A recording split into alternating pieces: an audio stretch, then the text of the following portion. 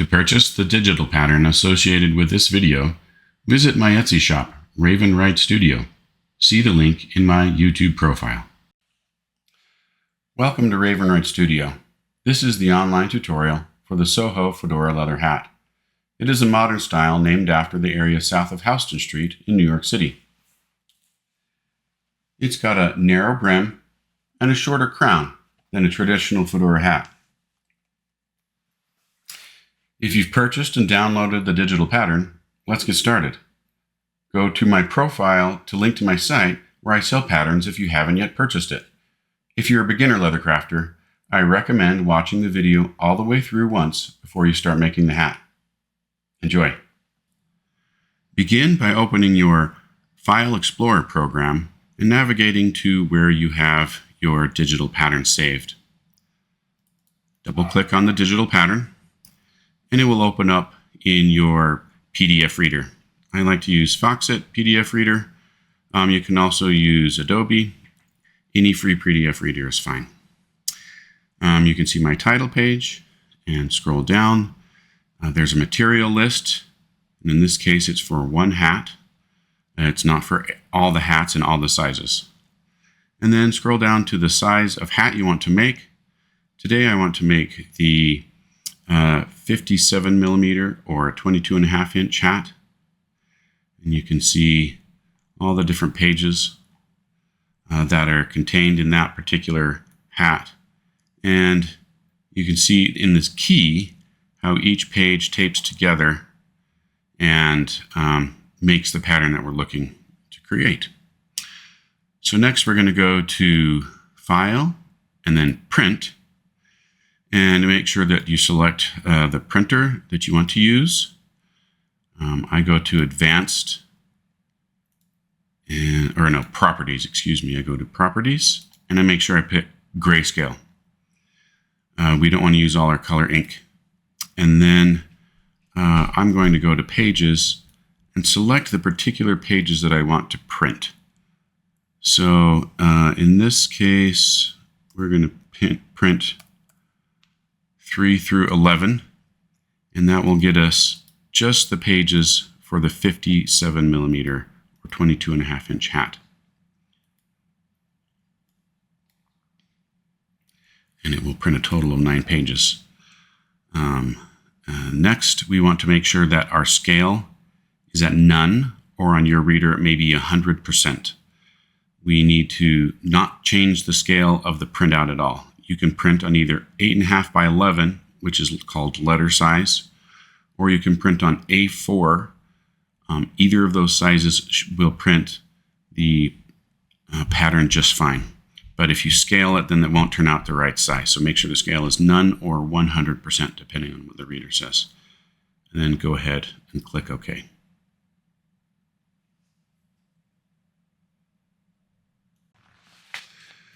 Now that we've gotten the pattern printed, you can see the first page is the key. It shows how the pages tape together. And behind that are all the pages individually. So that's how those two pages will go together to create that piece of the pattern.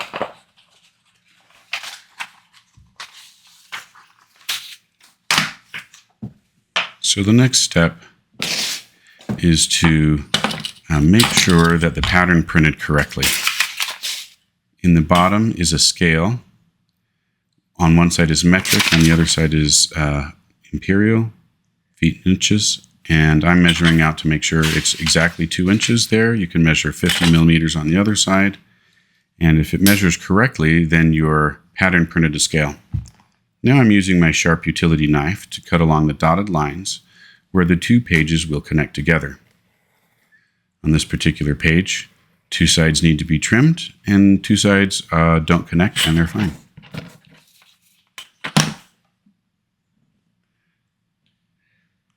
When cutting along the dotted line, the ideal way is to cut right down the middle if it's possible and get a little piece of the dotted line on the scrap and on the paper, but it's not important. Terribly important if you get it too far one way or the other. Leather is fairly forgiving, and a millimeter here or there will be okay. Now we take the next page in the pattern.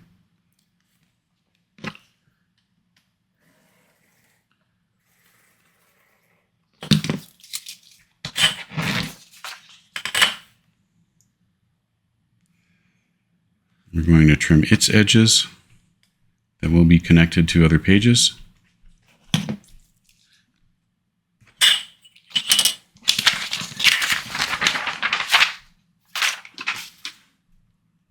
Now I'm going to use just regular masking tape. This is about 1.5 inches.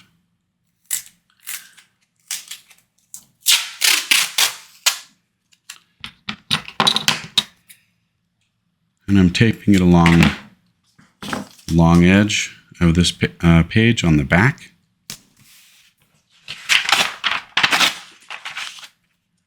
And then I flip it over. And that allows me to see clearly and easily tape the two pages together, lining up all the lines and the dots, making sure that it goes together just right. And there's the first two pages taped together. And so we're going to go ahead and do the remainder of the pages, trimming and taping until we have the entire pattern stuck together.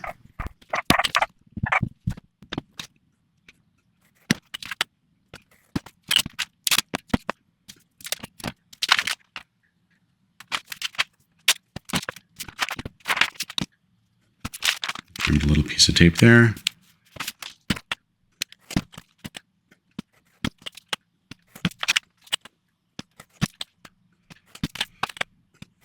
Using my straight ruler to make sure I do it nice and straight. Okay, now we've got a good section of the pattern taped together. We can cut out some of the shapes. So the first shape we're going to cut out is this number 1, and we're going to cut around and leave some white. We're not cutting along the line yet. Do that later. So right now we're leaving some white edge. And we just do that for each piece of the pattern. We cut it out. So it looks like that. So if we look at our key, and we can see we've got all the parts cut out. And we're ready to go.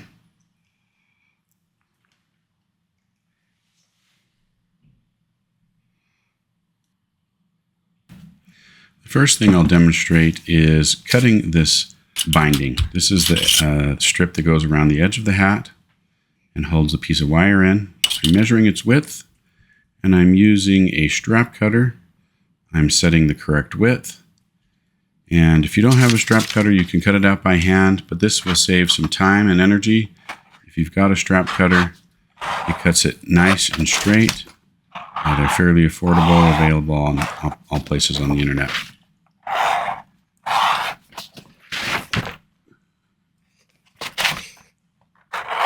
And it cuts out a nice long piece. It's the exact width that we need. And the edges are nice and straight.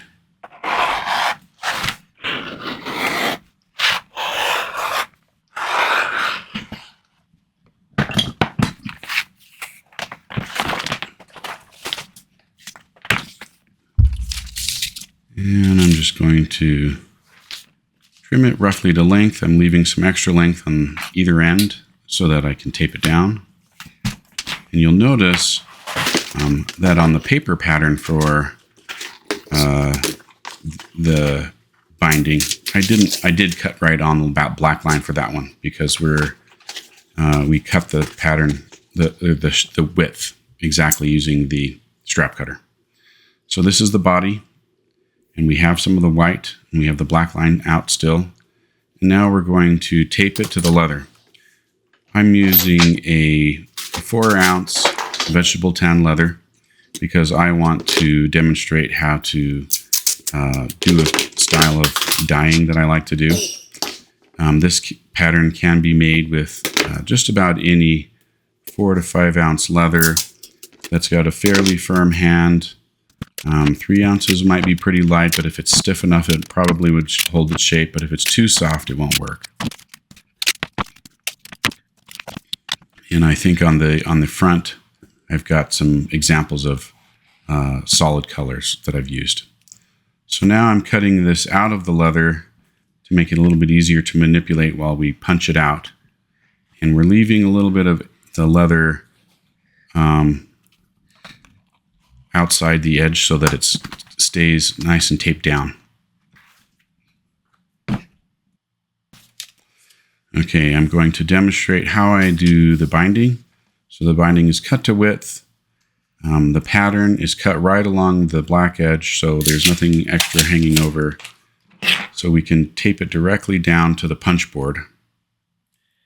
And once it's punched, then we trim the ends to length and it'll be complete.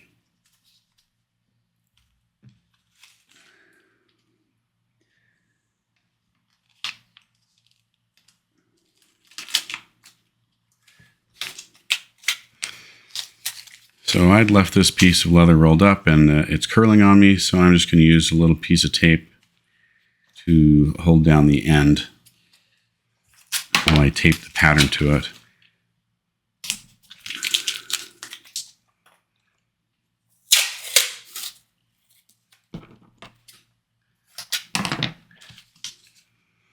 So I'm taping the pattern and the leather directly to the punch board in this situation where I'm doing this long strip.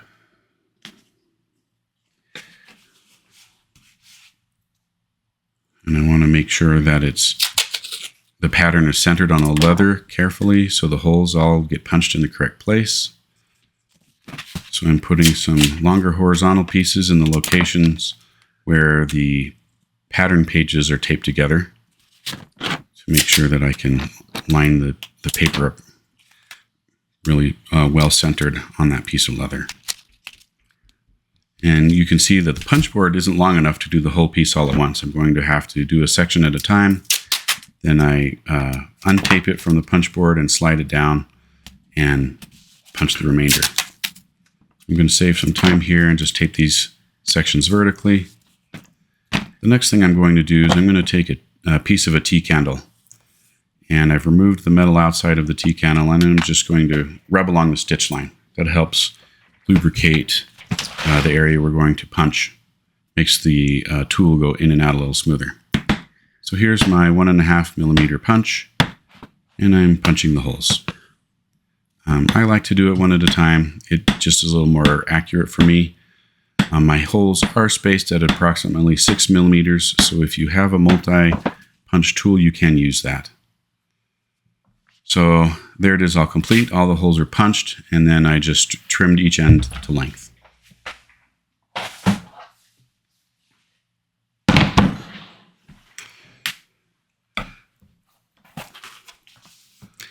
Now I'm going to demonstrate how I punch the rest of the pieces. First, I'm going to mark where the pattern shows me that the pieces of the hat are sewn together. So I have numbers that show where they attach so that you can line the holes up exactly on the different parts of the pattern. And I use a little awl and I punch a little small hole in the stitch line so it can't be seen once it's sewn on, but it helps me attach them together. I rub down my wax. Right there I'm punching another hole. That's where the binding will attach to the edge of the brim. On the pattern it's labeled hole number 3.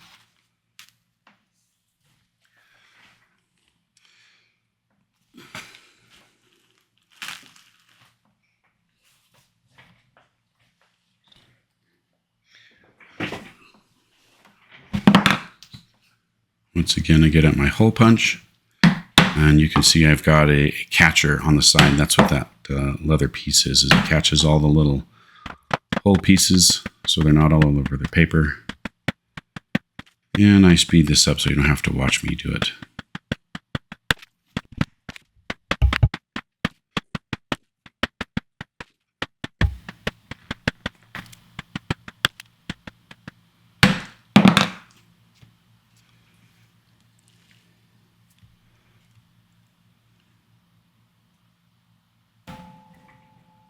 Okay, I've got all the holes punched on the brim and the top. Now I'm using my sharp utility knife, and now we are cutting right along the black edge. So cut right on the edge or slightly outside. We don't want to cut right up to the holes, because then when we're sewing, the thread could tear through. So we're going to go carefully. I've sped this up, but it does take some time. You do it careful and slowly, and you might have to go over a section more than once. You don't have to cut through instantly. If you need to go over it twice because it's too thick, it's okay to do that. You just want to be accurate rather than fast.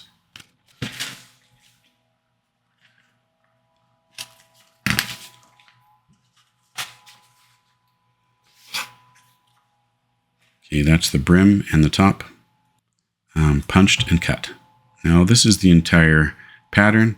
You can see the sweatband is cut out of a soft, thin suede. Everything else is cut out of a 4-ounce veg tan. Now I'm going to show you a dyeing technique I like. I call it hand rubbed. It's just applying an antique gel stain using a sponge cut off from a piece of sponge from a hardware store. I'm using EcoFlow medium brown antique gel on these two pieces. They'll be the accents on the hat. And I'm starting on the flesh side. The flesh side, the antique gel soaks in really quickly and goes on really smooth and dark. And it just covers the light color. But this part, the flesh side, won't be very visible at all. So on the back side, on the front side, I'm going to rub this in, and it gives it a rough, kind of textured look. It doesn't look super smooth or solid color. It has some depth and texture to it, which is the whole idea behind the antique gel.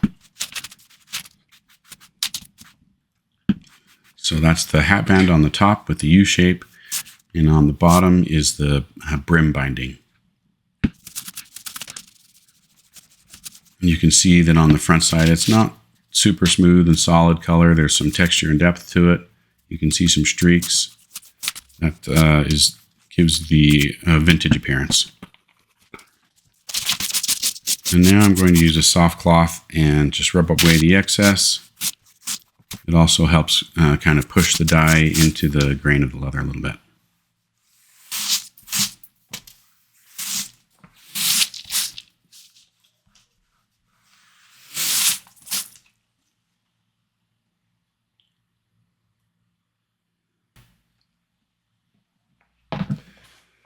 Next, I'm going to demonstrate how to skive on these seams a little bit. So this is a skiving tool. This is optional.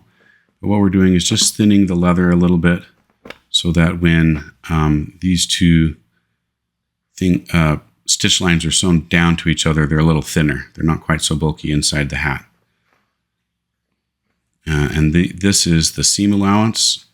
The center, I'm not skiving down, but you could do that if you wanted to. But in this case, I want the center to be really strong. That's where the hat is sewn together.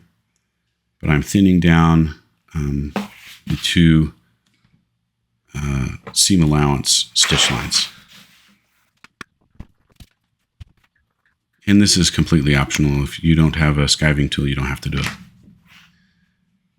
Next, I'm going to demonstrate how I attach the eyelets for the vent holes. The vent holes also are optional. If you live in a warm climate, the vent holes can be very useful. They're more a functional part of the hat, not so much a style part. So if you live in a cool climate, they may not even be necessary. So I'm using a lever press with a eyelet die that curls over the edge of the eyelet on the back side. And this can also be done with a hand press, or hand setter. You use the hand setter and your mallet. But I have this on hand. This is a little faster and a little more accurate. I didn't push quite hard enough on the first one, so we'll push on that. Make sure those edges are curled over tightly. So there's the 4 vent holes.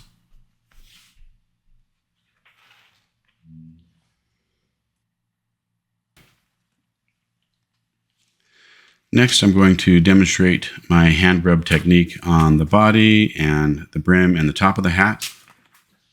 In this one, I'll be using a black dye, same type, Eco Flow Antique Gel Antique. I'm going to shake it up a little bit.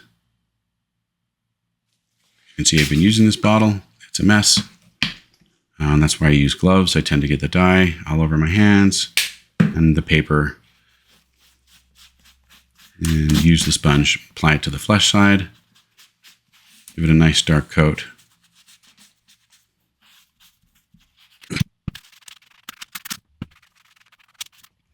And the dye doesn't adhere to the eyelets, so you don't have to worry about them getting colored.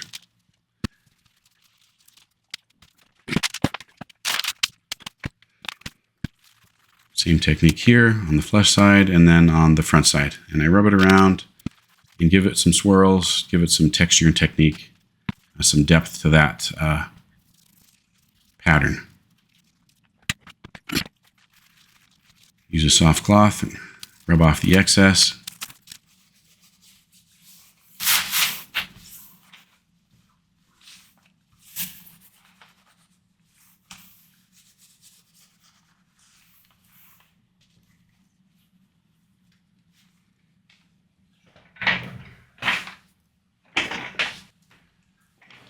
The next step is I'm going to use some neat's foot oil, and I'm going to rub that into the top of the hat, of each piece of the pattern, except, of course, the suede. We don't need to use that on the suede, on the sweatband. But for the veg tan, it does two things. It helps pull the dye into the leather a little bit to fix the color, and it also makes the leather more pliable and durable by putting some additional oils into the leather.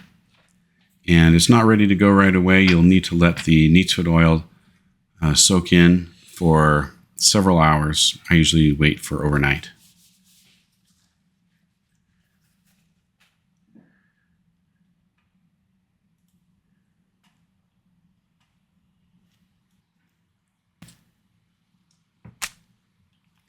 Okay, it's been overnight. The neat's foot oil is soaked in. It's ready to go. So I'm flipping the hat over to the flesh side. And now I'm going to use some Tokonol. And what I want to do is I want to just stiffen up the flesh side of the brim a little bit. This Tokonol smooths of the flesh side of a leather. It can be used to do that, but it also adds some stiffness. And I want the brim a little stiffer than the 4-ounce leather is naturally. So this Tokonol will help me do that. There's other brands of this that you can use, but Tokonol is a good brand. I prefer it. Now I'm using a piece of rubbing glass, and that will help me push the Tokonol into the flesh side. I'm going to rub it in a little bit with my fingers first. And then this glass helps. It's a piece of burnishing glass, will help push that in. So that's what the Tokonol is, a burnishing compound.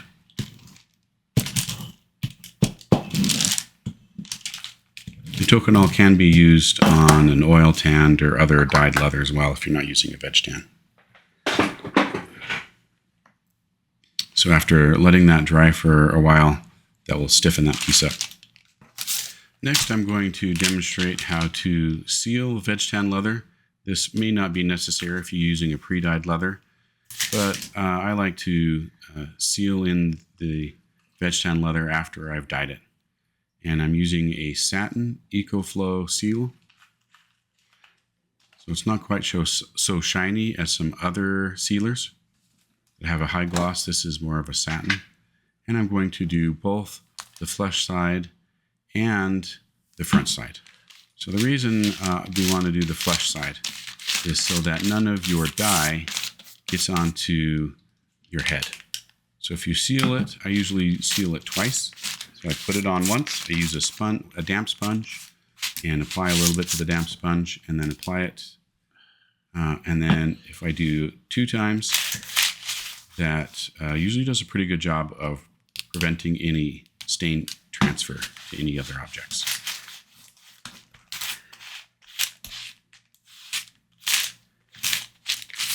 So it soaks up pretty fast into the flesh side. And on the front side, you need to be a little bit more careful. The wheel kind of rub and move around the die a little bit. So I'm doing some swirling motions so that my hand rubbed look stays intact.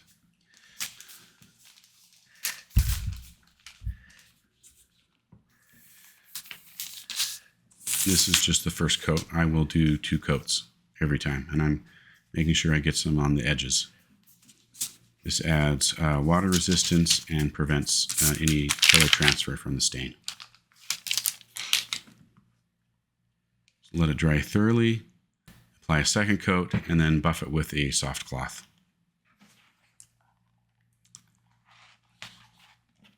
Now it's time to start sewing. Using the 2 needles on a length of either end of a length of thread. This is 1 millimeter waxed hand sewing thread. We're doing a basic saddle stitch where we go back and forth with the 2 needles, and we're sewing on the center stitch line of this seam. So first we're going to sew the center stitch line to sew the ends together, and then later we'll sew the seam allowance down. But first we're going to do a basic saddle stitch going backward, back and forth. And when we get to the end, I like to go back 3 stitches to back stitch. And that secures the thread in place really well, and there's no knot.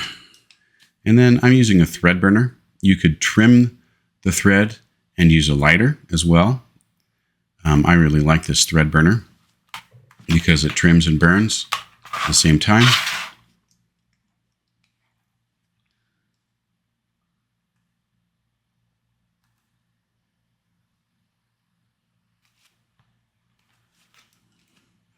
I just squish down the hot end with the back of the thread burner. Now we're going to turn that back right side out. It was inside out, and now we're back right side out. And you can see that it's sewn together. I used black thread so that stitch blends in well. And now we're going to press down those 2 seam allowances. Sometimes this style of stitch is called a French stitch, where you sew down the seam allowance. But this French stitch, where you sew down the seam allowance, will give some structure to the hat. So even if you're using a little bit softer leather than I'm using, it can still help it stand up. So the same technique, we're going to use a standard saddle stitch, 2 needles on each end of the thread, and go back and forth through each hole and sew down each side of the seam allowance. So right now I'm just sewing down one side. You do it one at a time. And I'm using a lighter color thread. It gives some contrast and lets the stitch lines pop. That's a particular style. If you like that, go ahead and do that. But if you don't, I mean, you could use black thread and it would just blend in. But I wanted to have the thread stand out, and you could see where the stitch lines, what they look like.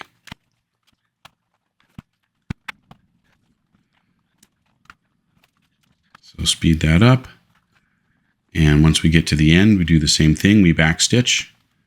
I think I'm back stitching probably just 2 holes on this one, maybe 3. It's not super important on this one because it's not a structural component. It's just holding down the seam allowance. I did just 2 back stitches. Burn it off with the thread burner. We melt it and smash it flat.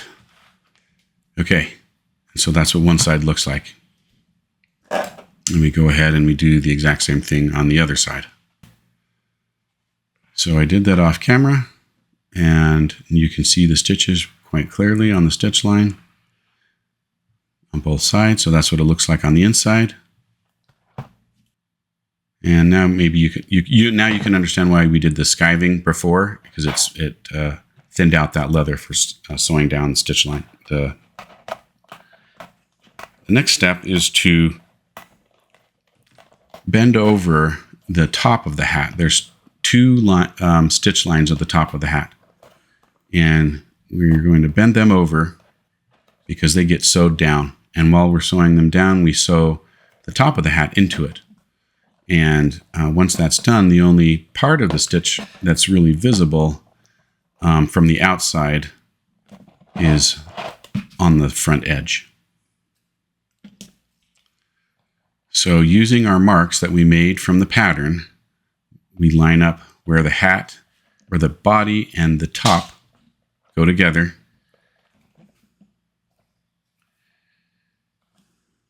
It's important to do that on this hat because you want to get the long part of the front of the hat right into the center of where the body dips down. There's some shape to the body. It's not perfectly round. So that's why it's important to line up where those holes go. And often I will use a double stitch on the first stitch of a structural component of the hat. So that's what I'm doing here. I'm using a double stitch. And this is just still the first stitch. I'm pulling it tight.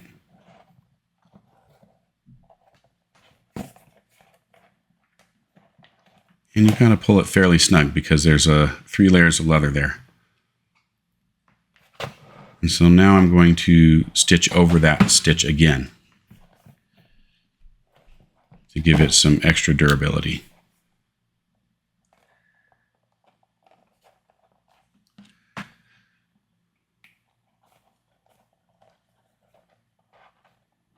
So the thread will now have passed through those holes 2 times, and there's 2 layers of thread on that one stitch.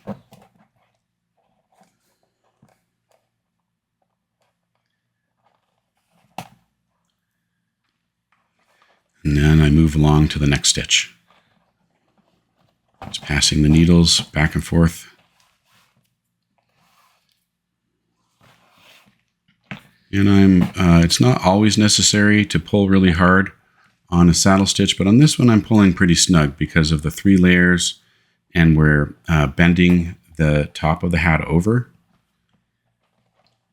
And pulling snug will make sure that that is nice and tight, and it bends over that crease that we're creating as we sew.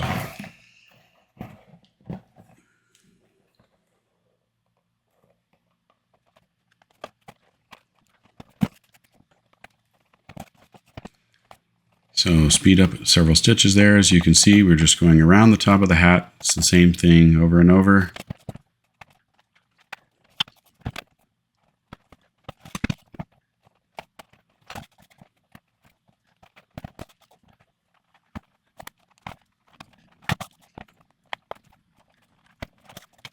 You can see the hat kind of taking shape as we go. Now we're closer to the end. We've had to switch angles. So I've turned the hat upside down because we can't access it quite so easily. We have to access it from the inside now rather than from the top.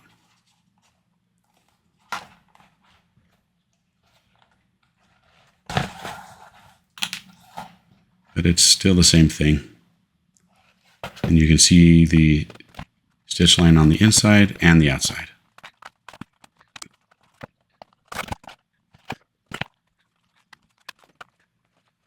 As we get to the last few stitches, we finish, and then I go back 3 stitches to lock the threads in place.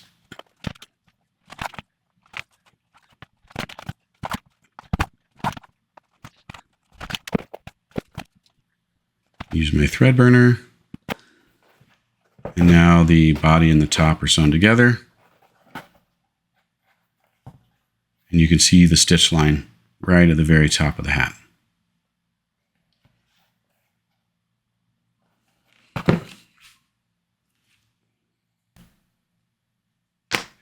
Next step, we're going to cut the wire for the brim. I'm using a 12 gauge ceiling grid wire that I bought from the hardware store. You can use any wire you like, but I find that this 12 gauge is pretty heavy and durable, and it doesn't get kinks in it too easily, and I can shape it. They do make a 16 gauge that's a little bit easier to work with, and it's not quite so heavy duty if you're interested in something like that.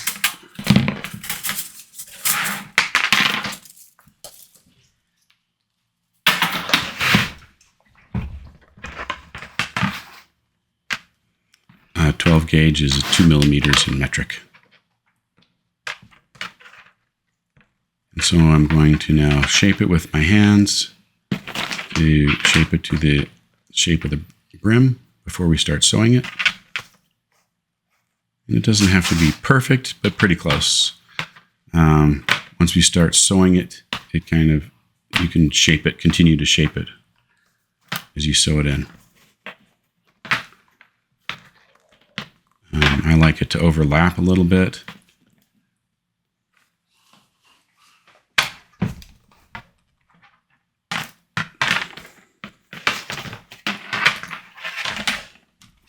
Okay, and to start with, we'll set this wire aside, and we'll put in 3 to 4 stitches of the brim to the binding, and then we'll slide the wire in.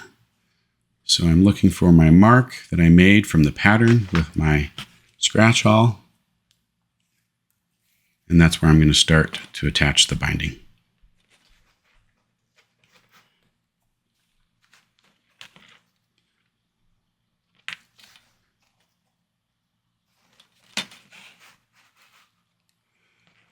I'm starting on the second hole, because then I'm going to go back and do 1 stitch and then start sewing forward again for the double stitch on the first hole.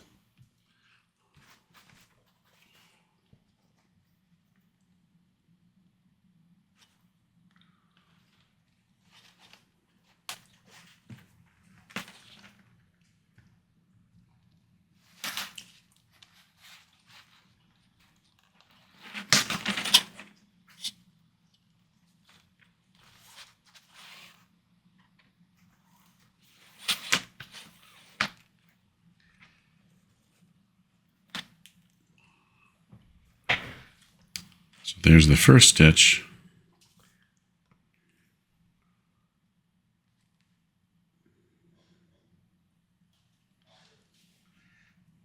And then I'm making sure that the lengths of each side of the thread are the same length.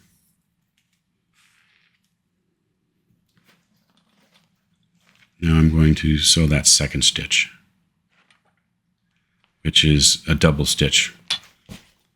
And that really holds that first stitch in well. There's some stress here at the binding because of the wire.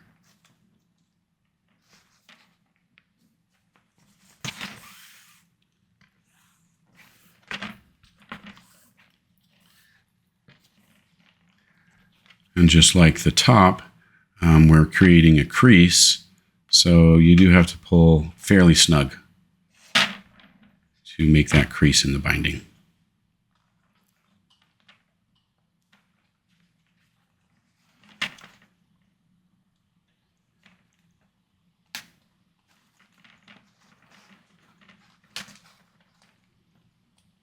And it's a little tricky. We've got 3 layers that we were going through, and we want to make sure the holes line up and we don't miss, and we don't catch the thread with the point of the needle either.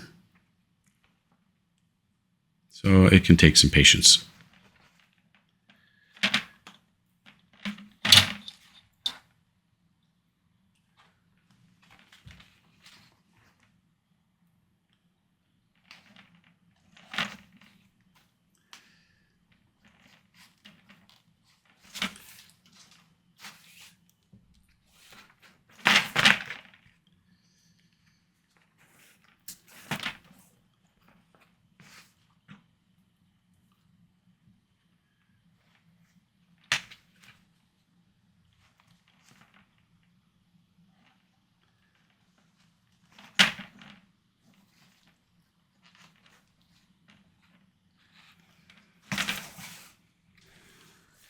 I've got to the 4th stitch here, and the binding is holding pretty well.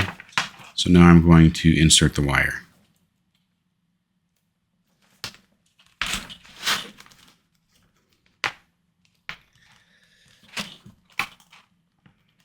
And it's a little snug where it overlaps. That's okay.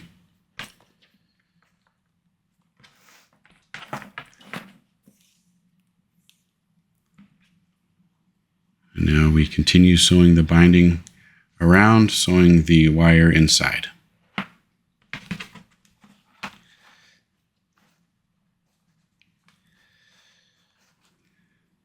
At this point, if you have a stitching horse, you could switch to that and clamp the pieces in your stitching horse. I do that sometimes when I'm sewing a brim and a binding together with the wire inside. It's just a little bit harder to film.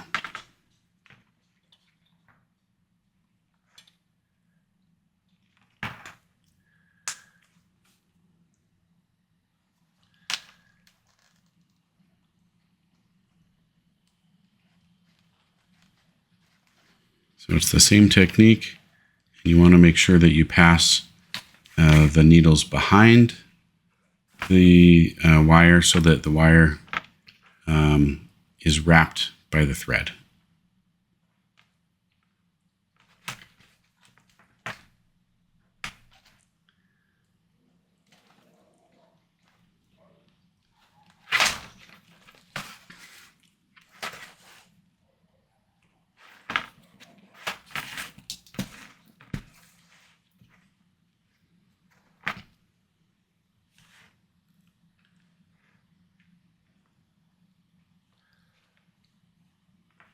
And it's okay to take your time. You want to make sure you do it right. And if you make a mistake, it's okay to unstitch. You can pull the thread out, or if it's too big of a mistake, it's okay to use a seam ripper and cut all the thread out and start over. If you haven't done that before and you've been perfect, you're amazing. I've done a lot of seam ripping and starting over. Okay, so I've sewed off camera. Now we're going to do the last 3 stitches here. So the wire's inside the binding. And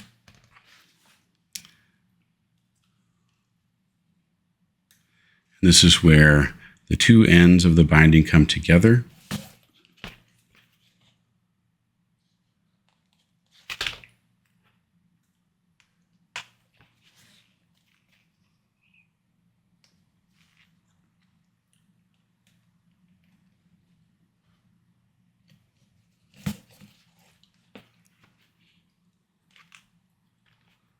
Second to last hole.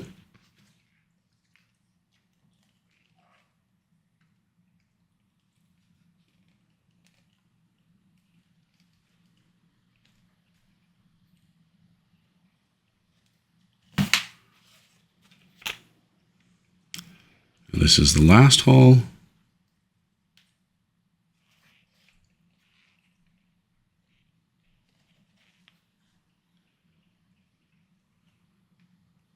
When you're finishing up here, it can get pretty snug.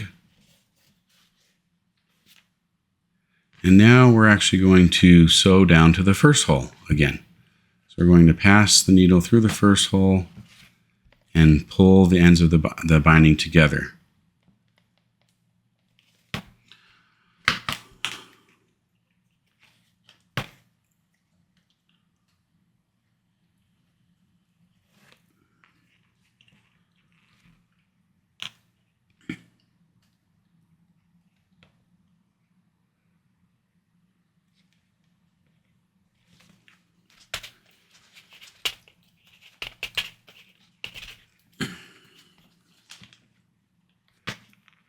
We want to pull that pretty snug and pull those together. You can still see a tiny bit of wire showing, and there are stitch holes that we will use to pull the binding together there on the very edge to cover the wire completely. First, we're going to backstitch 3 stitches to complete the circle here. And as you've sewn around, you may have needed to do more than one length of thread. And so sometimes at this very end part, the thread can get hard to pass through. I use needle nose pliers. You want to pull gently. If you don't pull gently, you can break your needle. I have done that, which is why I have a bunch of needles in case I break one. But sometimes you just need a little bit of extra help.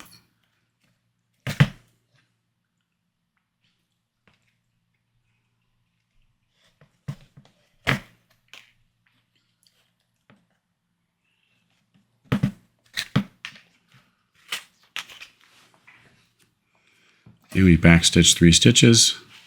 Use our thread burner. And once again, you could also trim and use a lighter as well. I used a lighter for a long time before I switched to a thread burner.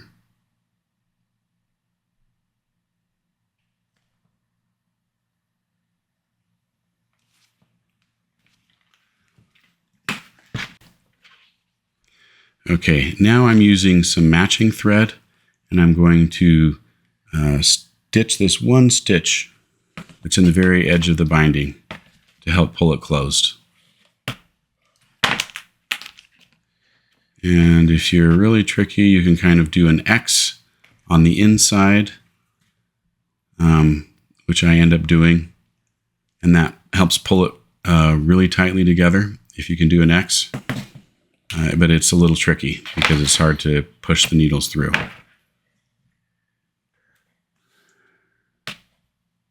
But I do a double stitch through this one set of holes.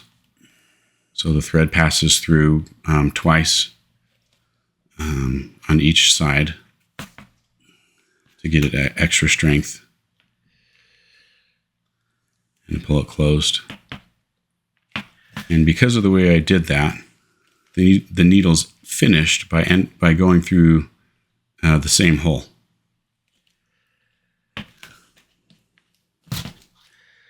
You don't have to do it that way. It's just one of the techniques I like to make sure that it pulls closed really tightly.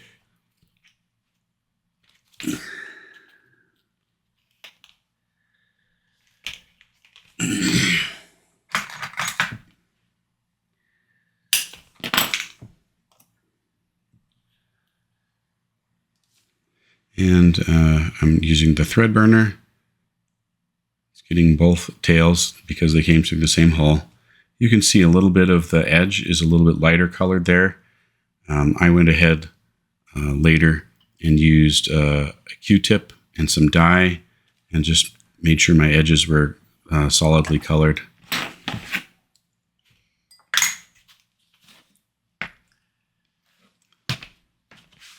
That pulls the binding together. Okay, the next step is to prepare the sweatband. The sweatband, we follow the same technique as we did for the body of the hat.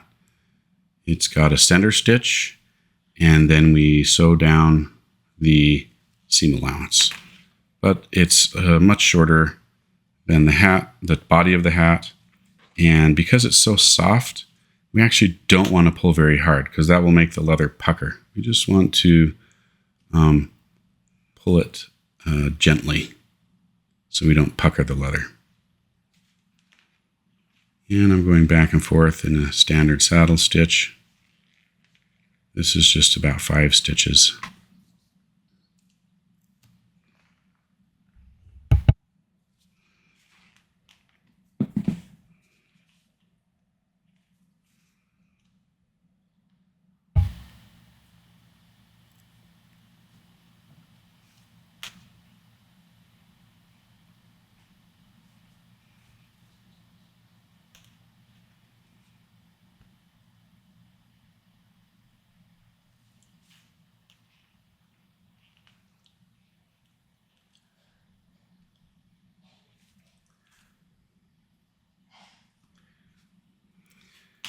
Back stitch a couple of stitches.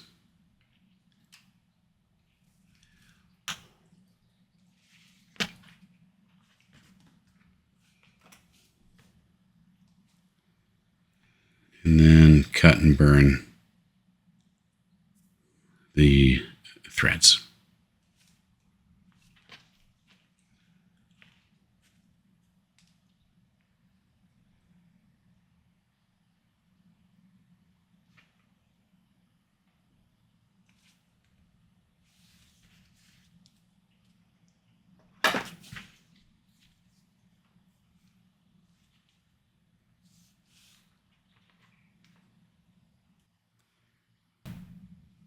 Now we're going to sew down the seam allowance.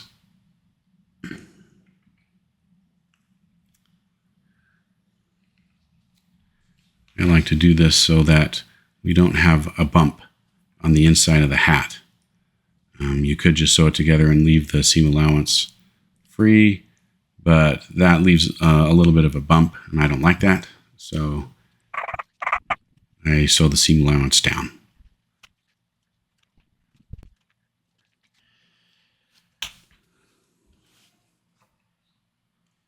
So there's what one side looks like.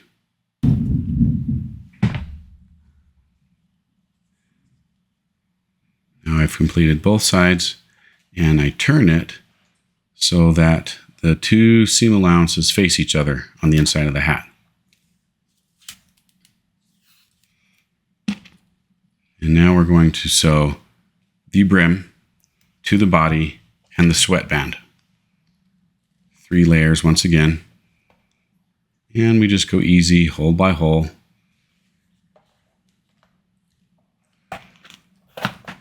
And we go to where the brim is marked to attach to the body of the hat.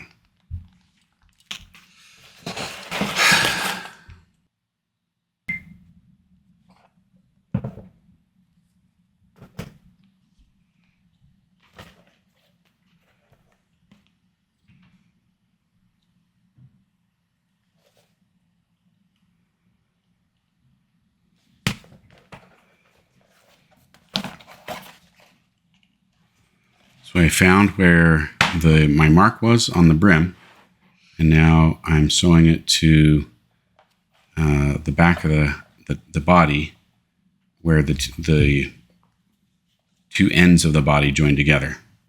And then that's the exact same place where the sweatband will join in as well. So for me, always the first stitch or two is the hardest. You have to get it all lined up and pulled snug.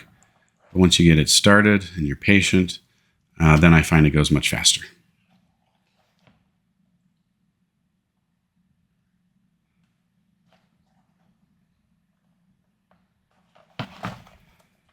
So carefully line it up. We need to go through all 3 layers. And we pull it snug.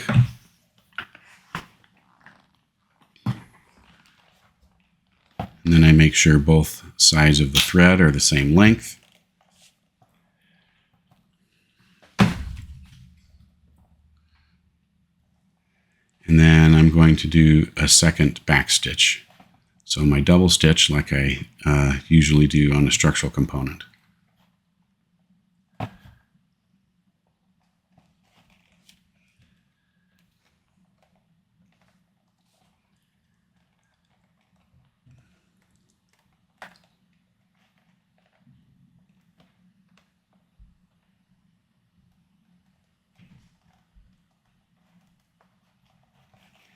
And I'm being very careful and methodical to make sure I get through all 3 layers and that I don't poke the tip of the needle through the thread, because that can catch and make a big mess.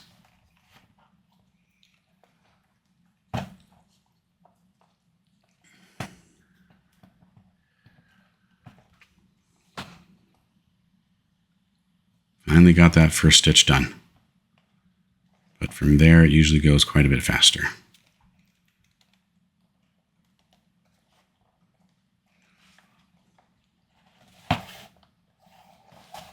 You can see the second stitch was already quite a bit faster.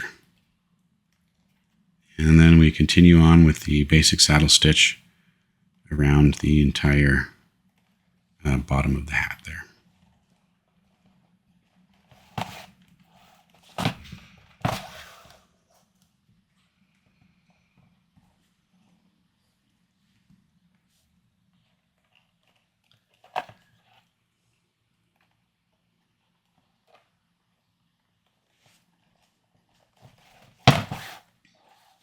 So just go slowly, stitch by stitch, hole by hole, making sure that you get each 3 layers every time. And I kind of caught the thread there. I had to redo it.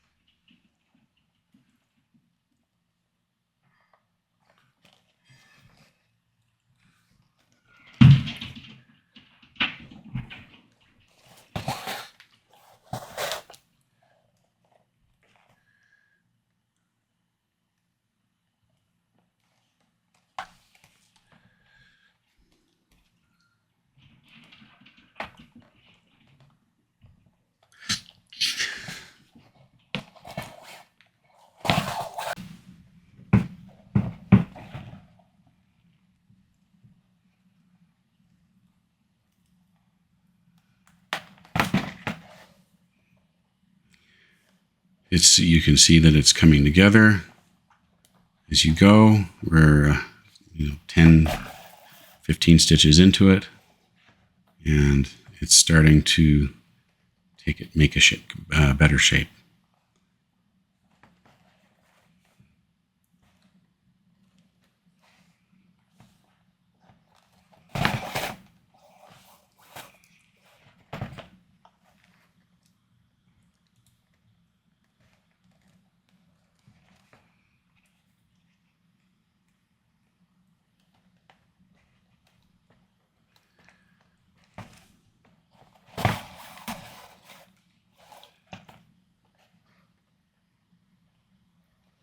You can see this takes time.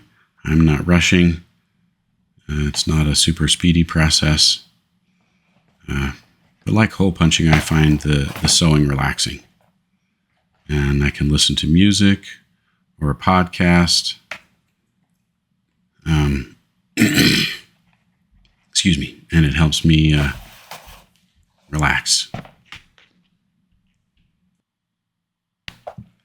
Okay. I've sewn all the way around. Now we're just finishing up. So in the same manner we did with the binding, we're going to do the last few stitches and then put the needles through the first hole and pull it all together.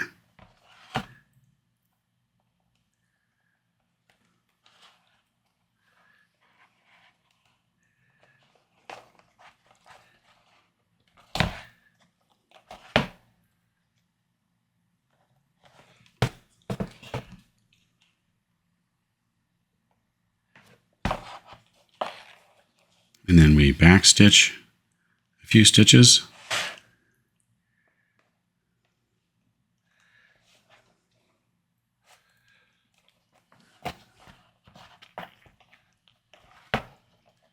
And those stitch holes are getting pretty full at this point.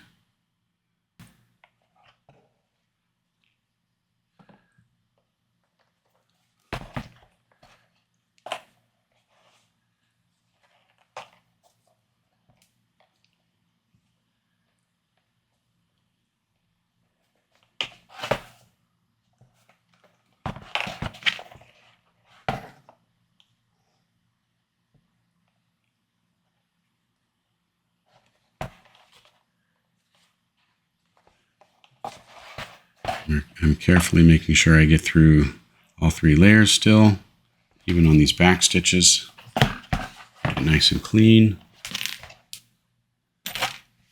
And it's done.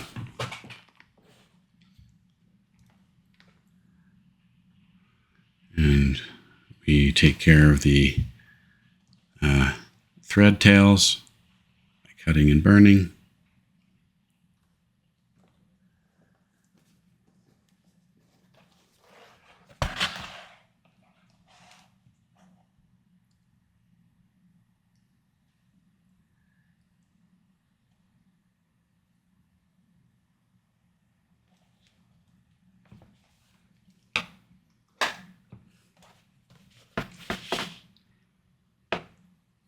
Now the hat is really taking shape.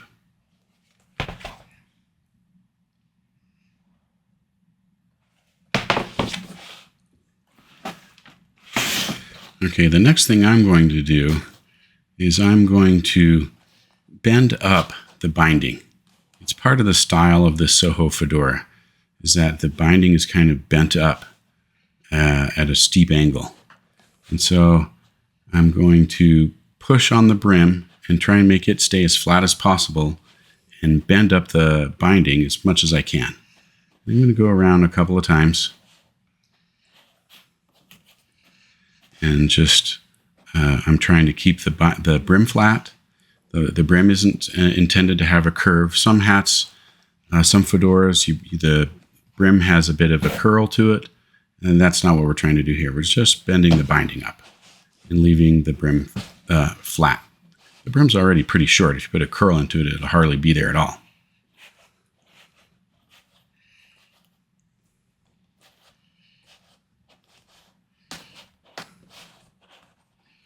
I'm just trying to make that binding stand up.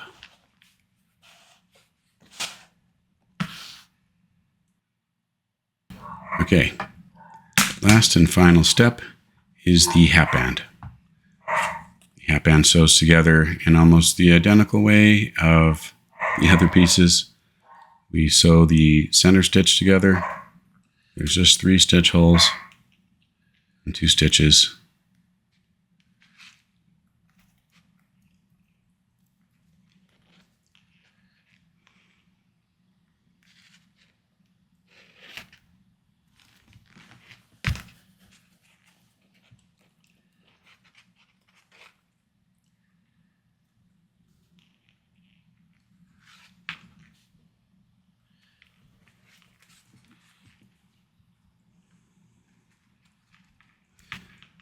So I'm going to finish this little stitch line, which is only 2 stitches long. Right here in the center, I've double stitched each side, and I'm going to cut and burn.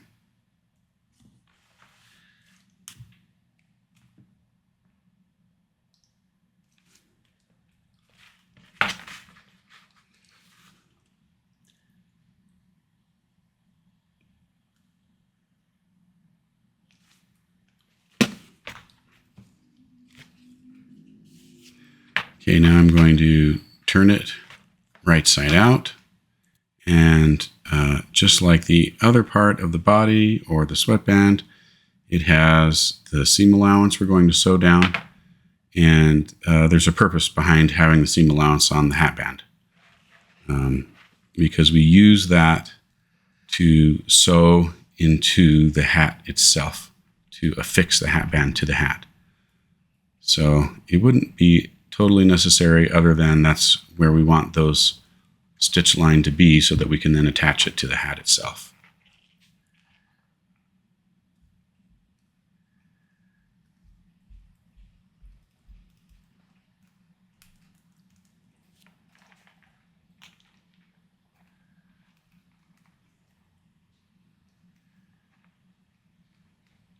Which credit card is the Citibank credit card?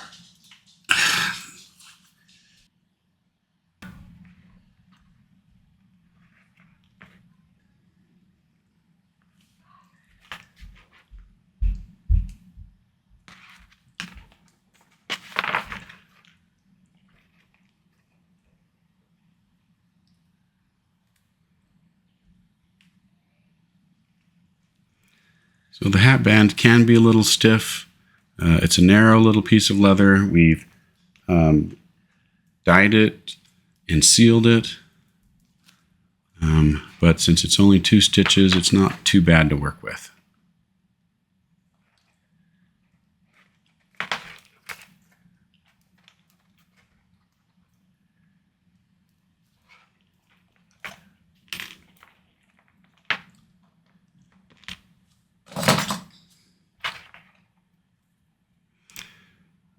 This time I'm going to trim it with my thread trimmer, and I'm going to burn it with my lighter. So this is the other technique.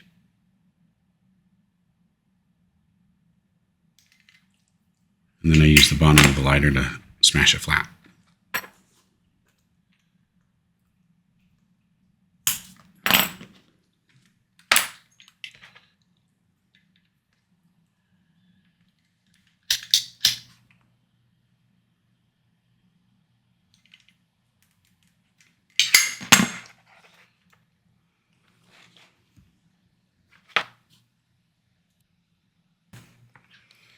Okay, both sides are done now.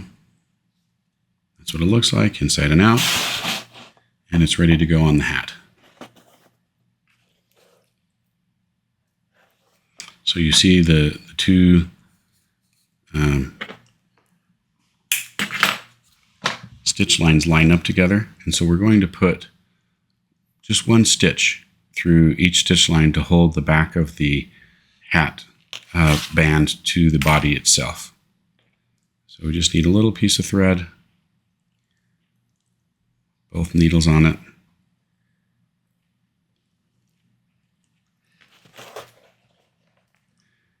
And we put it through that top stitch on the seam allowance of the hat band into the closest corresponding stitch of the hat.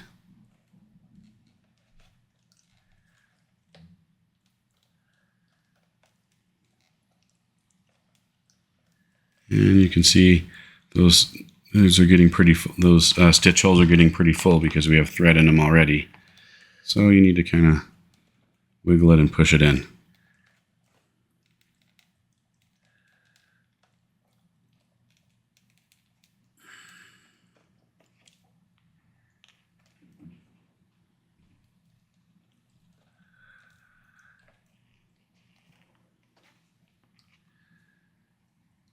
I had to find it a little bit, you can see.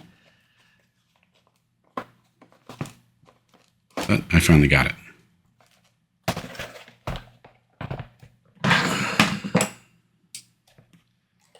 And I'm using my needle nose pliers to pull it through.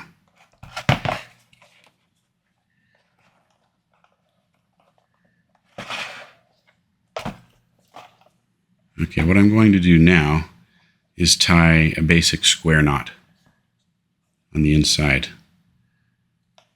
You don't need to go back and forth and do a back stitch. We'll just tie a square knot, trim the tails, and burn them so that they've got bulbous ends so that the knot doesn't come undone.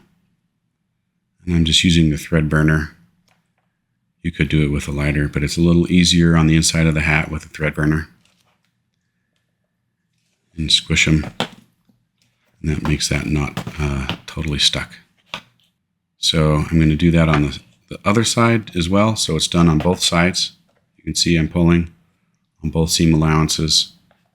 I've sewed the hat band down.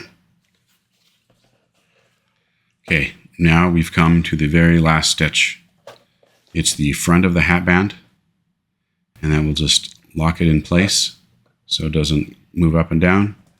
You could skip these two holes and use a dot of glue, but I like to use a matching thread instead. It's a little more secure, and if you want to switch the hat band out, you just trim the thread and take it off and put on a different one.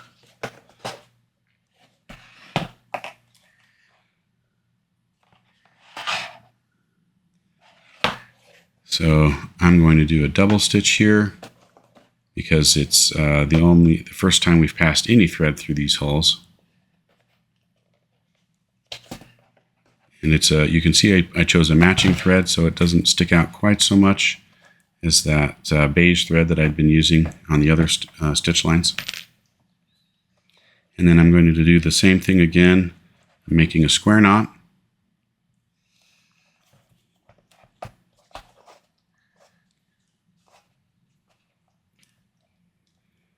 And burning off the thread ends.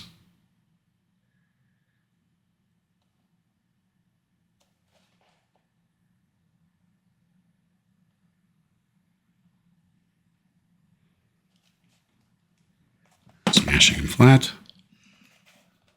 Now the hat is complete. You can see that one little stitch on the inside. There it is on the outside. Just holds the front of that hat band down from flopping around. You can take a look at the completed hat.